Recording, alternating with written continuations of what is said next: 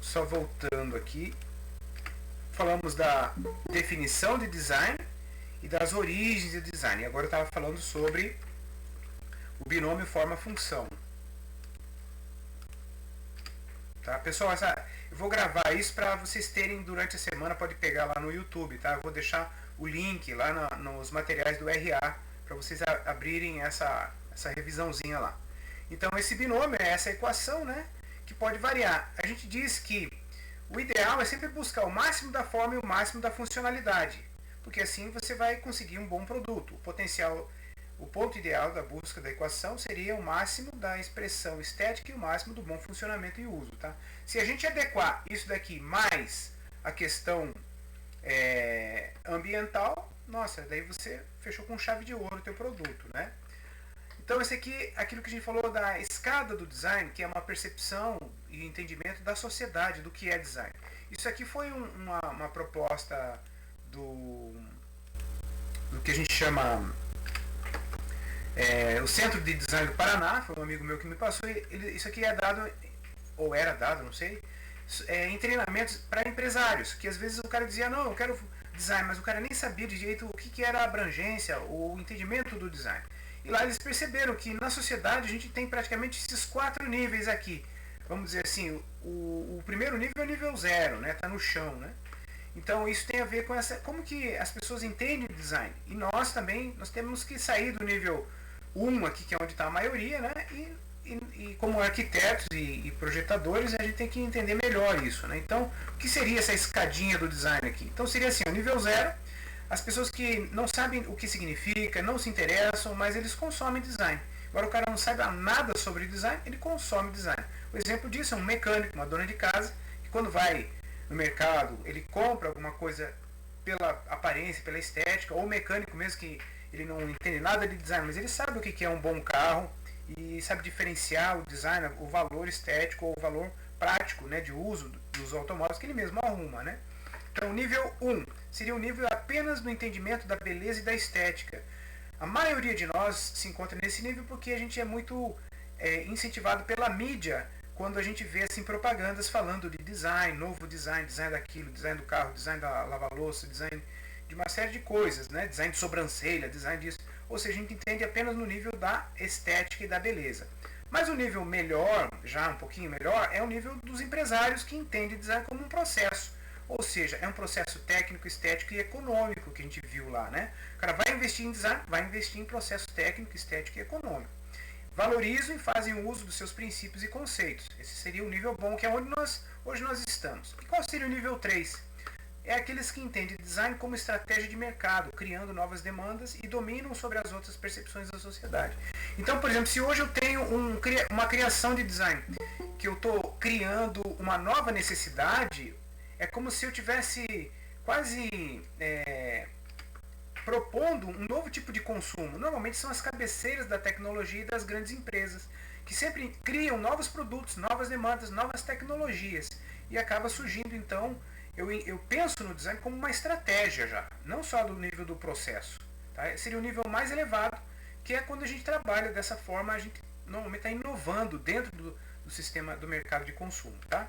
E quando falo em mercado de consumo, eu falei também sobre ciclo do design. O que é o ciclo do design? Como o design sobrevive? Basicamente é assim, depois da Revolução Industrial, surgiu a figura dos fabricantes. Esses fabricantes, eles requisitam a criação do pessoal criativo dos novos produtos. Esse design ou esse designer, né, ele cria os novos objetos. Esses novos objetos são insertados no mercado de consumo, onde entra o valor da mídia, né, a persuasão, né, da mídia, e o usuário consome, e isso gera um ciclo econômico entre inovação. Daí inovação e consumo. Eu mostrei para vocês que isso tem a ver com o capital, com o consumo, com a moda, com a ideia da novidade. Isso diz respeito ao materialismo, né? Lembrando que o design atual ele começou a ser planejado de forma até meio negativa, pensando-se numa obsolescência planejada, ou seja, eu penso de uma forma que esse negócio daqui um ano ele já tem que ser trocado, né? Então isso é uma coisa. E a mídia colabora com uma ideia de obsolescência perceptiva ou induzida. A mídia sempre, qualquer propaganda, está dizendo para você, troque, isso que você já tem, já passou, use agora o novo, né? Então isso é o que alimenta esse sistema de um ciclo de novos designs. Como que a gente vê isso? Todos os anos existem N, como que diz, feiras de novos produtos, né? As quais sempre estão propondo. Deixa eu colocar aqui quem faz, né? Designer e não design. Deixa eu corrigir isso aqui para vocês. Sempre as feiras de lançamentos, elas sempre estão priorizando essa questão de novos produtos, né? Então isso aqui é essa relação dinâmica, né, de um consumo, tá? Bom, diretrizes de design, sempre a gente tem que pensar, quando vai propor um novo design, algumas características que a gente tem que pensar de como que vai ser esse novo produto. Então aqui a gente diz propor um novo produto, com orientação e briefing, né, se faz sempre necessário. Muitas das análises da categoria e das funções dos produtos industriais, né, devem ser pensadas, né? Então, pessoal, eu vou apurar esse daqui, tá? Só para a gente ir logo para a nossa aula de informática. Não quero consumir toda a aula aqui agora. Então, isso daqui é uma abertura para o quê? Para essa parte do que seria as categorias dos produtos industriais. A gente viu que tem os produtos de uso imediato ou de consumo, por exemplo, design de macarrão, de chocolate, coisa. Produtos de uso individual, por exemplo, só uma pessoa usa. Produtos de uso coletivo, quando a gente é compartilhado. E produtos de uso indireto, quando a gente não vê o produto que foi desenhado. Todos eles têm design, tá? Mas cada um é uma categoria, porque essa categoria vai me guiar a ênfase que eu vou dar lá para aquela questão de forma-função, como que esse produto vai ser colocado no mercado, né? Então, categorizo o produto de design. Outra coisa são as funções dos produtos industriais. Veja que são formas diferentes. Não confunda categorias com funções dos produtos. As funções, elas basicamente são três. Função prática, a relação é física. Não me preocupo muito com a beleza. Então, uma cadeira aqui de uso comum, por exemplo. Função estética, já eu me preocupo com a beleza. Eu tenho uma relação, porque o usuário vai ter uma relação agora de estética, uma coisa que vai passar pela psique, da ideia da beleza. Então, esse produto, ele normalmente tende a ficar um pouco mais caro, porque eu vou gastar mais com essa estética, né?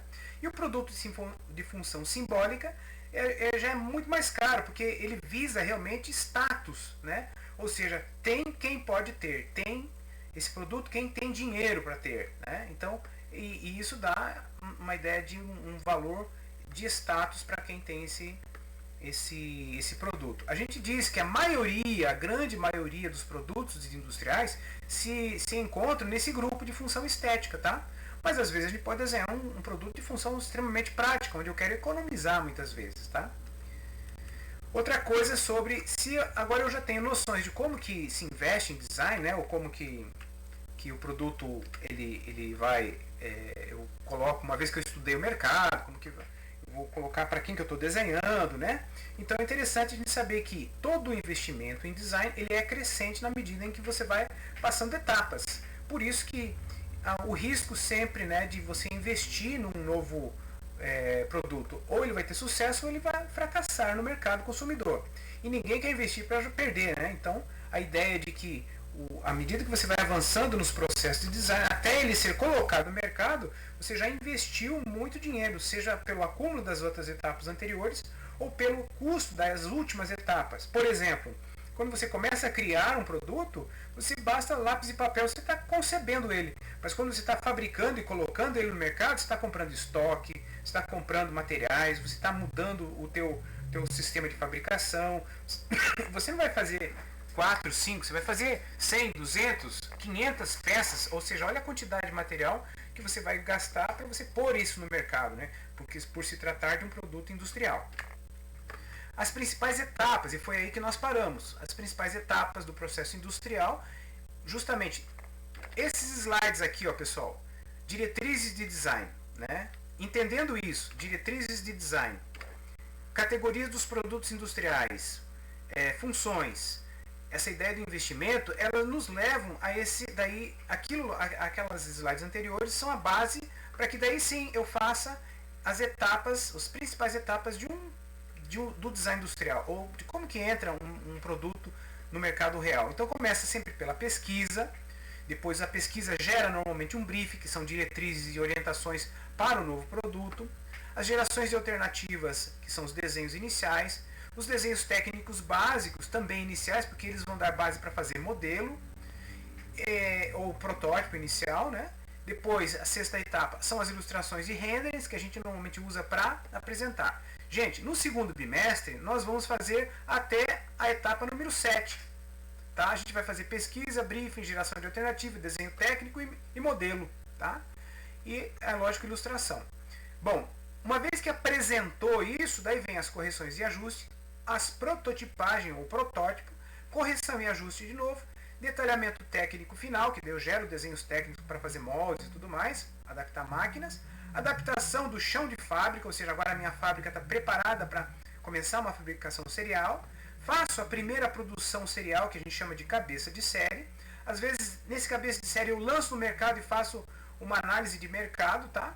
Faço as correções e ajustes e daí eu coloco a produção serial. Essas são basicamente as principais etapas do processo industrial. Gente, lá na sala de aula eu falei, lá, talvez na lousa, eu coloquei alguma coisa um pouquinho ou ligeiramente diferente aqui. Às vezes eu coloco aqui, ó, depois do cabeça de série, uma pesquisa de mercado, um pré-lançamento e depois de novo correções e ajustes.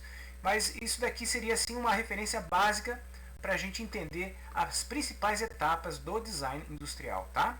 E aí nós finalizamos, tá? Esse material vai estar à disposição de vocês, ok? Tá bom? Eu vou gravar e vou deixar lá para vocês complementarem.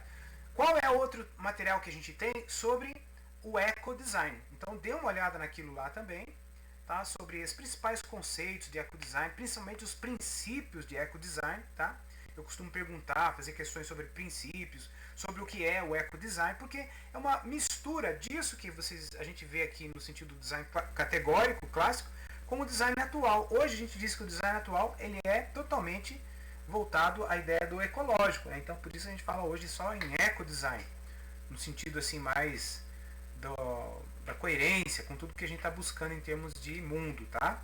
Então esses são os materiais para a nossa prova, tá? Isso aqui foi uma revisão que eu fiz baseado nas aulas na sala de aula, tá? Então tá, beleza. Agora, pessoal, vamos para a aula de informática mesmo, que é o que eu quero trabalhar com vocês. Deixa eu ver aqui.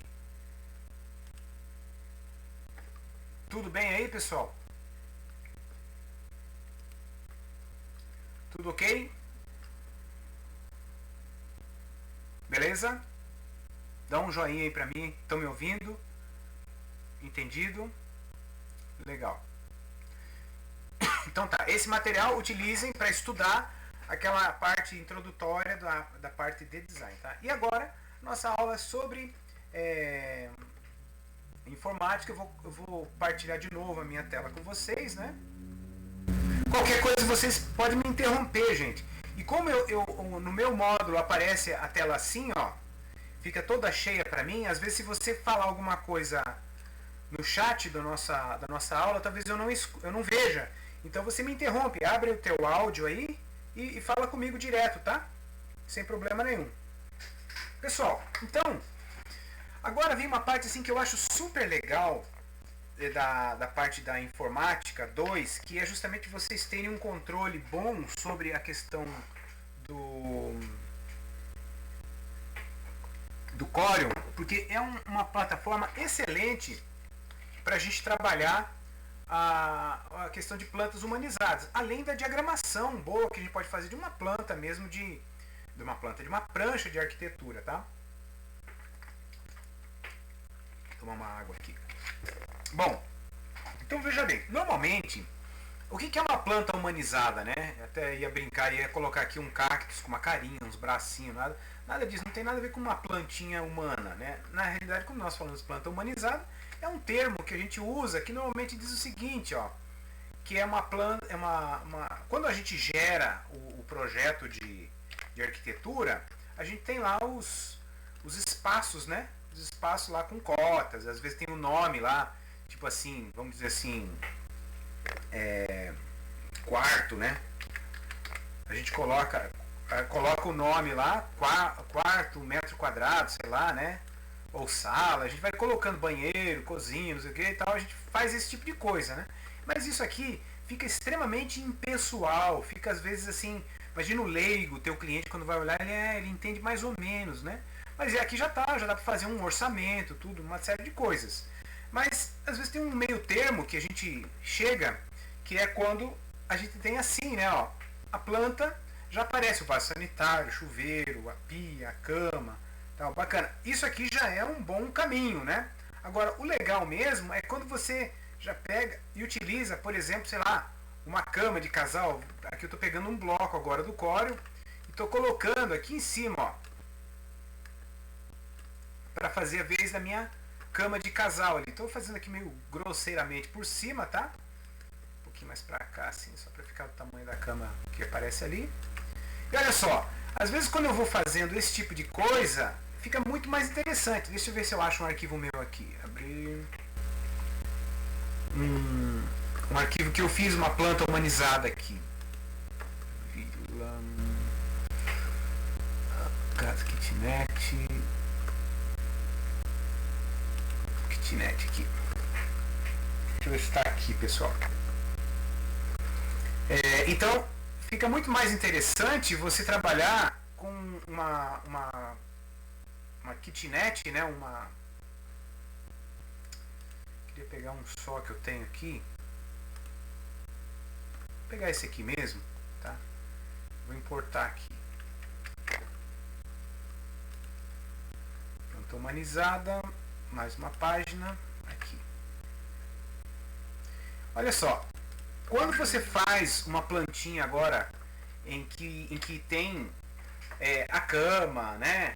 A indicação aqui do banheiro, do vaso sanitário, do chuveirinho, da pia e tal, né? A própria textura do piso, o sombreamento, né? Aqui eu fiz um meio termo, ainda não é totalmente, né? Ou que eu coloco as plantas. Isso daqui fica muito mais interessante, fica mais bonito, fica mais didático, até para o teu cliente quando vai ver, né?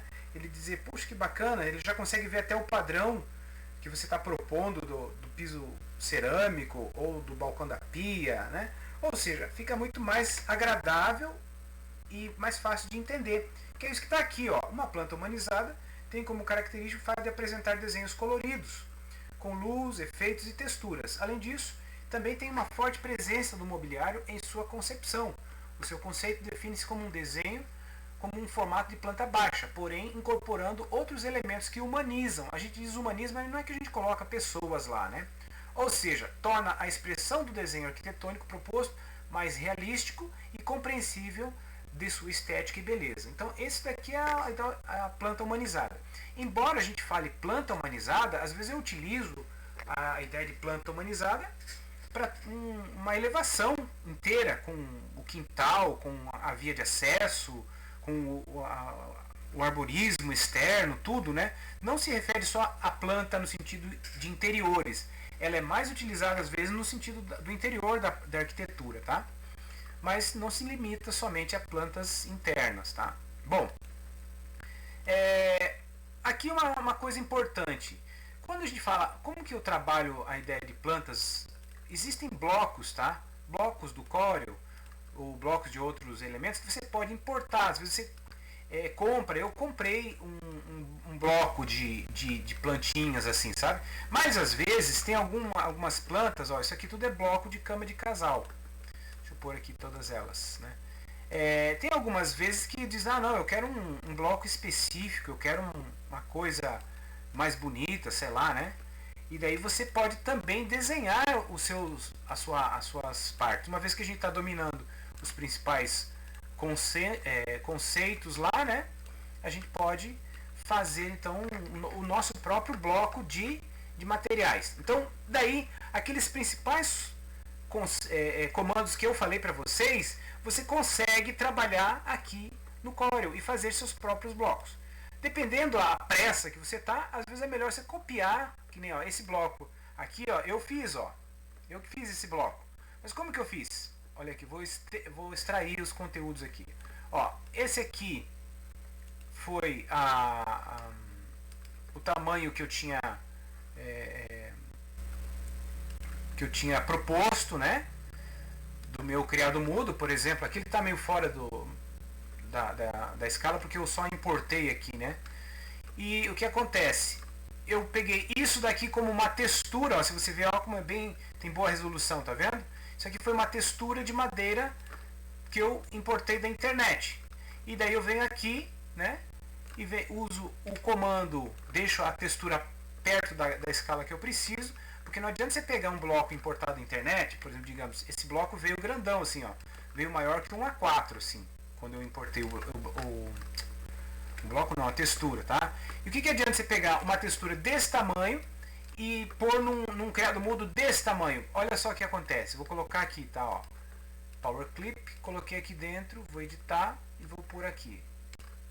Olha só, dependendo da situação, fica esquisito, fica uma estrutura muito graúda para esse objeto, né? Então não vale a pena.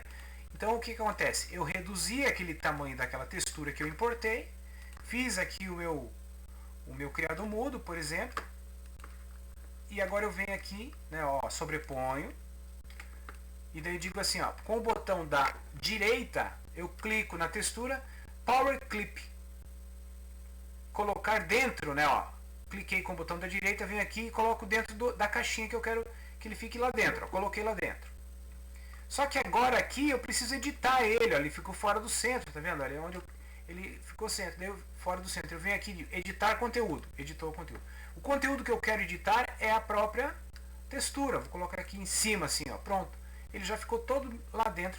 E agora esse aqui é um bloquinho que eu fiz para ser um criado mudo lá, ó, tá vendo?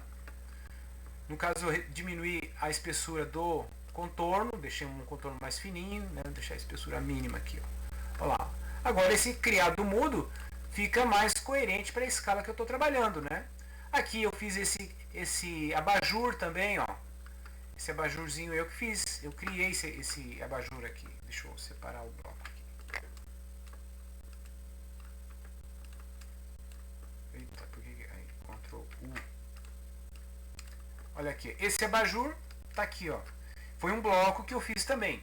Vou criar outro aqui para vocês verem como que eu fiz. Comando Shift, Ctrl com o comando elipse com o Ctrl apertado, soltei, né? Deixar aqui tudo com espessura mínima. Venho aqui, vou copiar esse mesmo círculo aqui em cima, mais Shift, desculpa, Ctrl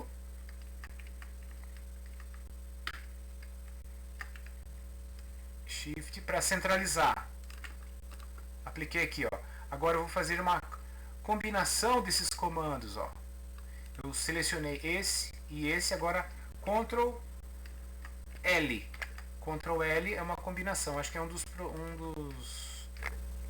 comandos que faltou lá falar para vocês, né?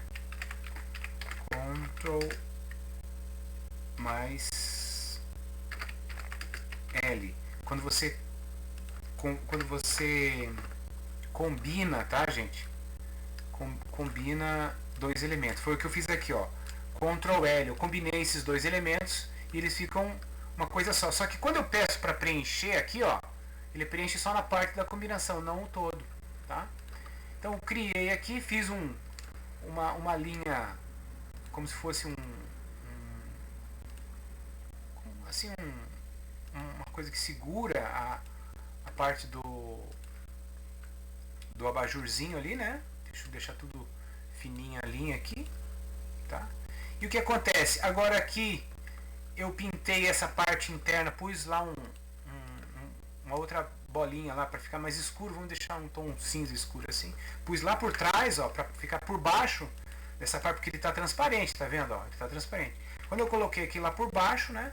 Ficou assim. Agora eu faço o que? Selecionando essa parte, venho aqui e coloco um sombreamento, ó. A partir daqui, sombreamento. Pronto. Fiz um bloquinho de um abajur, tá? Se eu quero dar mais reflexo no paflon aqui do abajur, no velame do abajur, também dá, né? Mas veja, eu fiz um bloquinho meu e eu coloquei lá em cima e eu às vezes eu gravo esse bloco e tenho lá abajur, cama, pia, vaso sanitário, fogão, armário, tem várias coisas que a gente pode ir colocando lá, tá? Bom, então isso é uma introdução para essa aula de hoje. Mas hoje, olha o que nós vamos fazer. Nós vamos pegar uma planta aqui, ó, existente, pegar essa aqui, tá? Vamos lá para a última página.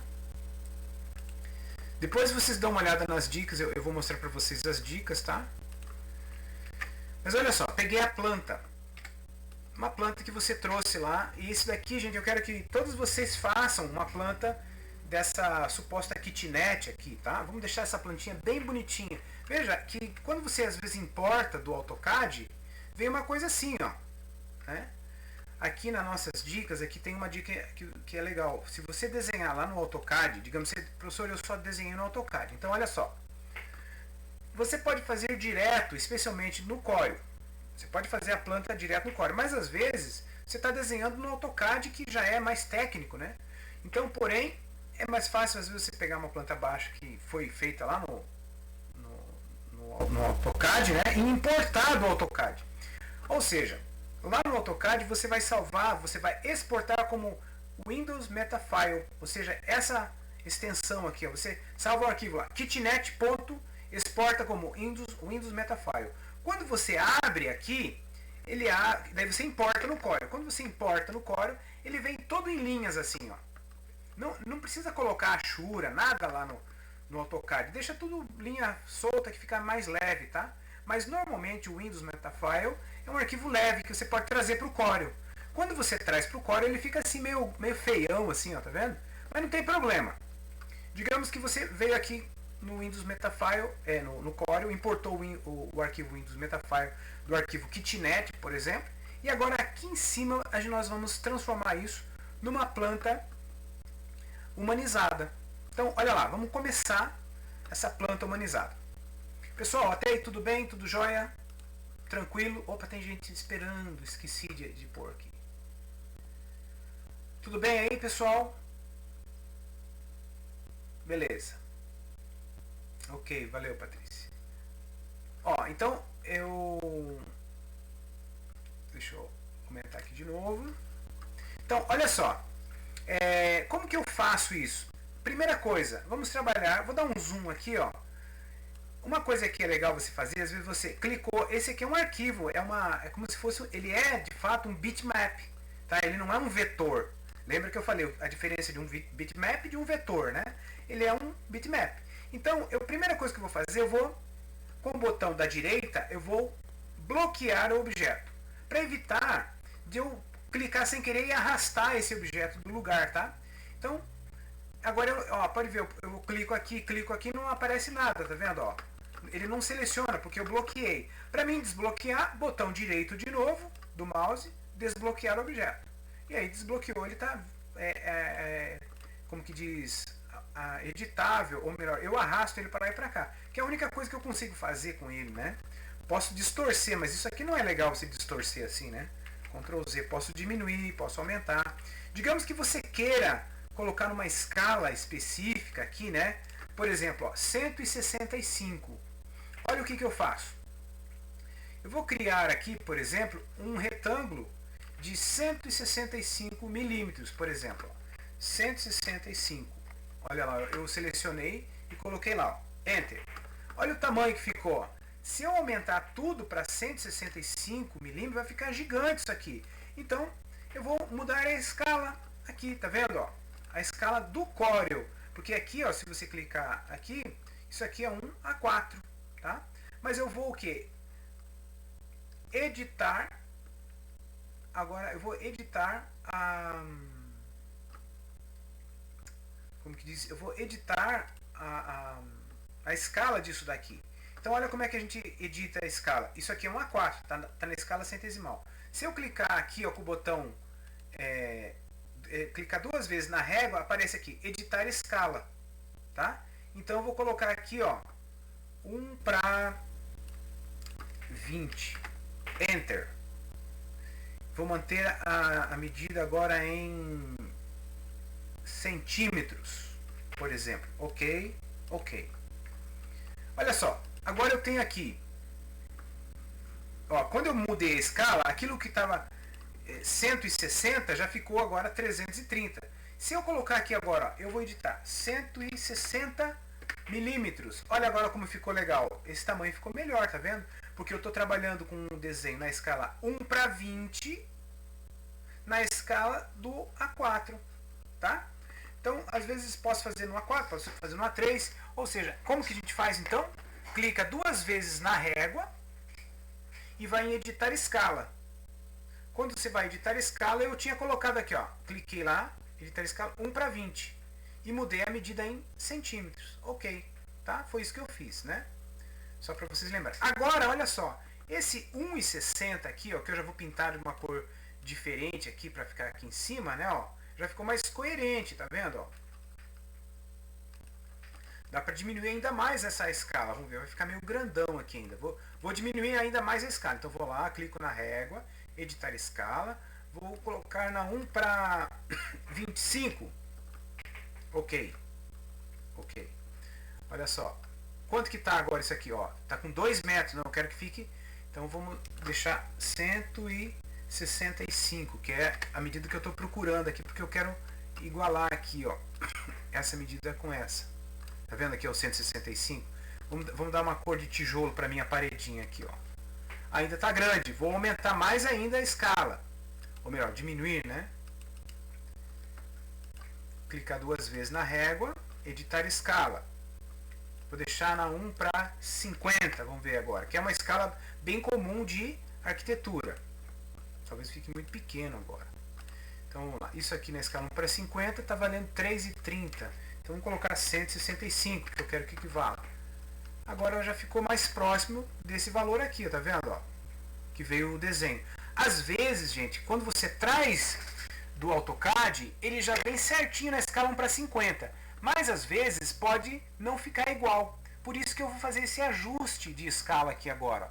Então eu trouxe lá daquela parede lá, ó. Agora isso aqui está valendo 165 centímetros, tá? A minha paredinha que eu construí, ó. 165 por quanto? Por 20 de... Opa! Lembrar que eu tenho que desativar o cadeado aqui, ó. Aqui está com a proporção bloqueada, então agora eu desbloqueei a proporção, porque eu quero colocar 20 centímetros de largura aqui, ó. Olha só agora, eu tenho 165 centímetros, olha o laranjado, 165 milímetros de comprimento, ou seja, 1,65 m por 20 milímetros, né? Ou seja, 20 centímetros de largura aqui. Peraí, deixa eu ver. Tá alguma coisa errada aqui. Deixa eu colocar 2. 2 é 2 centímetros. Tá certo? Não, 20 tá certo. É isso mesmo. Olha, então isso aqui agora é o tamanho da minha parede, tá? No caso, agora eu vou aumentar esse bloco para que ele fique certinho com a parede que eu já medi, a laranjada, que é 65 milímetros. Então vou desbloquear ele. Opa, desbloqueei. Agora eu vou aumentar aqui no... Como que diz? Deixa eu só ver uma coisa aqui. Não está aparecendo o editor do...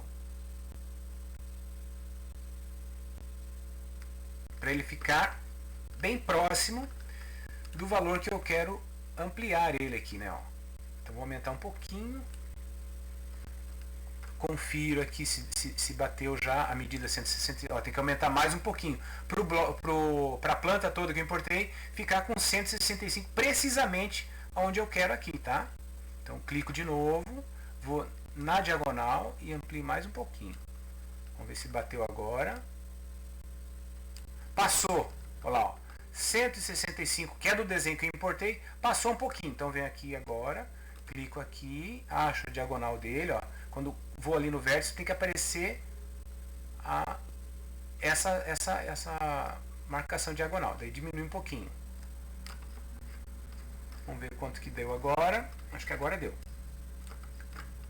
Olha lá, deu certinho agora. 165 milímetros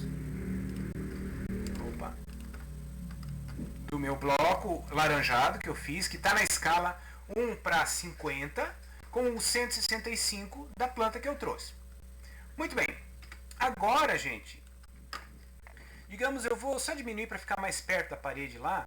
Essa parede que está 20 aqui, eu vou colocar 15 milímetros ou 150 milímetros, né, de tamanho lá. Ó. Daí ela fica certinho com a planta que eu importei.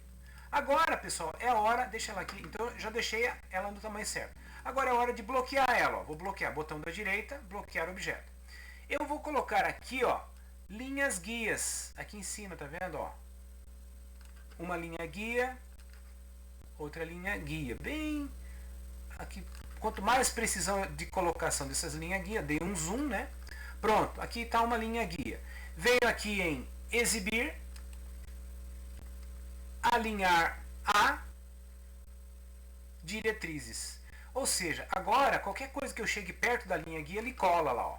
Não preciso ficar. Eu faço isso e ele já vai ficar pronto para me guiar. Então eu vou aqui em exibir, alinhar a linhas guias, ou melhor, diretrizes. E é legal deixar diretrizes e objetos ativados. Pode falar.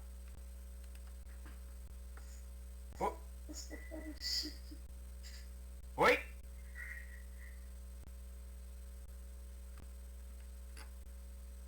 Pode falar qualquer coisa que precise. Ó, gente. Daí aqui, então, eu coloco agora sim, ó, a paredinha em cima do meu desenho, né? E aqui, ó, eu pego e já vou fazendo as variações. Por exemplo, eu preciso aumentar essa parede até aqui, ó. Eu vou deixar ela, vou deixar ela retinha aqui, ó. Até aqui, assim, por exemplo. Então fiz essa parede toda. O desenho original tinha um recorte aqui, tá? Eu vou passar direto aqui só para ficar mais fácil aqui de mostrar para vocês. Ó, então tá aqui, ó. Trouxe o meu desenho até aqui. Por uma linha guia também aqui só para facilitar, né? E agora eu vou copiar, por exemplo, essa parede alaranjada. Onde mais eu tenho ela na horizontal? Aqui eu tenho um pedaço. Posso fazer assim, eu posso trazer outra linha guia, colocar aqui de referência, trazer outra linha guia, colocar aqui de referência, tudo para ficar batendo em cima. Aqui embaixo, pegar outra linha guia, trazer aqui de referência, né? E olha só, agora aqui eu venho com a parede lá, ó. Copiei a parede, dou um zoom, né? E reduzo ela aqui, ó. Quero que ela fique até aqui, ali. Vou reduzindo aqui, até aqui, ó. Aqui podia ter posto uma linha guia aqui também, ó. Tá? Selecionei mais, copiei essa parte, trago aqui, ó, já colou ali, né? E amplio até aqui mais ou menos. Tá vendo o que eu estou fazendo? Estou colocando as linhas horizontais da parede. Na realidade eu estou passando a limpo a minha plantinha. Isso aqui agora eu estou mostrando para vocês, pode parecer assim meio demorado, mas é muito rápido depois que você pega o jeito, tá, gente? Ó, copiei mais uma, coloquei aqui embaixo. E estou aumentando aqui a minha kitnet. Eu vou desprezar esse cantinho aqui que eu não sei para que serve. Vou colocar até aqui, só para efeito do nosso exercício. Veja que eu fiz todas as paredes horizontais que apareceram. Agora eu vou fazer todas as verticais. Como? Pego uma aqui, ó, duplico ela, apertei mais, selecionei mais e vou girar ela 90 graus. 90 graus.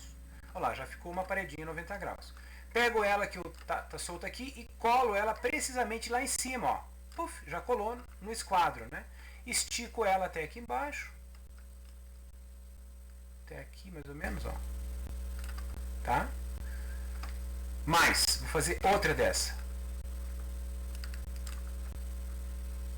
Posso colocar essa aqui, que eu fiz essa que tá, fazer mais aqui, mais uma, colocar essa aqui, ó, aqui nesse cantinho, puf, já colou ali. Ela tá grande, né? Vou reduzir até o tamanho para ficar aquilo que a gente chama de boneca, né? Na construção civil a gente chama isso aqui de boneca, essa paredinha aqui, ó. Tá ali, ó, feito ali. Veja que eu fiz um pedacinho inteiro, né? E agora essas outras partes aqui, ó. Reduzir até aqui, reduzir daqui até aqui. Aqui precisa outra paredinha com essa aqui selecionada.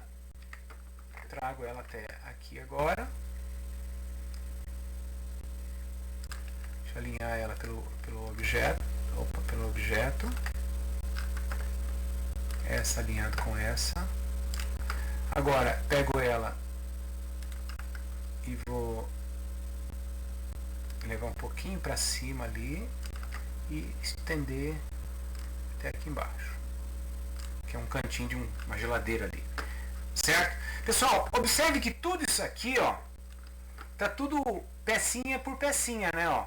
E agora, ó, vou selecionar, faltou mais uma aqui, ó, uma em cima. Essa, apertei mais, dupliquei ela, com Ctrl apertado, levo até lá e vou posicionar bem em cima aqui, ó. Pronto, aí. Tudo isso aqui tá solto, né? Vou fazer mais uma cópia aqui só para ter uma de segurança aqui, tá? Ó, se eu selecionar tudo essa parte laranjada e agora vir aqui, ó, em soldar, olha o que vai acontecer. Soldou tudo, tá vendo, ó? Olha, Ctrl Z. Tava assim, ó, uma por cima da outra, tá vendo? Eu fui sobrepondo, né, tudo no esquadro e tal. Mas quando eu vou dar um zoom para mostrar o que acontece. Quando eu vou, eles estão todos selecionados. Quando eu vou aqui em soldar, olha o que acontece com os cantos. Pronto, fica tudo certinho já, ó. Tudo inteirinho, tá? Ou seja, agora a minha plantinha não é mais uma peça só. Ela já está toda aqui, ó, toda inteirona, tá? Como essa peça ela tá bloqueada, então eu não posso clicar aqui que ela não mexe, né?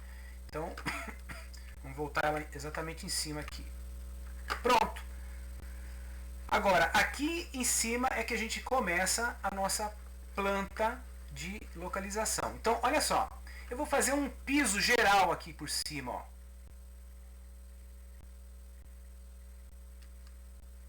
Coloquei tudo isso aqui, como se fosse um retângulo por cima, tá? E agora vou dar um tom aqui cinza, assim, ó. Ele está aqui por cima, né? Está aqui por cima. Se eu pegar agora, digamos que eu vou fazer um piso cerâmico, ó. Fiz uma linha e essa linha eu vou deixar ela branca. Vou só aumentar um pouquinho mais a cor do cinza para aparecer melhor ali, tá? Ó, a linha branca. Só vou fazer rapidinho porque a aula já está terminando, tá? Mas depois eu vou continuar com vocês isso. Ó, digamos que seja mais ou menos aí o tamanho do piso que eu quero fazer. Copiei, agora vou dar Ctrl D, Ctrl D, Ctrl D, Ctrl D, Ctrl D, Ctrl D, Ctrl D, D. Digamos que esse aqui seja como que diz, a variação da cerâmica, tá? Vou posicionar um pouco mais ao centro aqui. Ctrl Group. Agrupei todas as linhas branquinhas, né? Vou dar mais. Dupliquei elas. Agora eu vou girar no sentido 90 graus. Lá, ficou agora todo ele quadrilei ali, né? E agora eu vou selecionar tudo isso que eu fiz. Opa, deixa eu fazer uma coisa aqui, pôr ele por baixo. Esse aqui vou pôr do lado aqui para não confundir. Esse aqui ficou tudo por baixo lá. Tudo aquilo que estava lá eu vou agrupar. Agrupei, tá vendo? Agora isso aqui eu vou pôr em cima, Shift Page Up, em cima da minha planta lá, ó. E agora o que aconteceu? Eu tenho tudo o piso azulejado, tá vendo? Mas eu preciso colocar o que? Os móveis, né? Então deixa ele lá por trás, como se estivesse lá atrás de tudo. Tem gente que trabalha com layers, né? Vai fazendo layer, vai pondo, depois ativa e tal. Eu gosto de trabalhar assim, tudo na mesmo layer, acho mais prático, tá? E agora aqui eu vou colocar chuveiro, vaso sanitário, cama, pia e tal. E daí isso aqui a gente vai fazer na aula que vem, tá bom, pessoal? Vou salvar esse arquivo, né? E vou deixar à disposição para vocês lá. Já vou parar a nossa aula aqui, que está gravado, tá?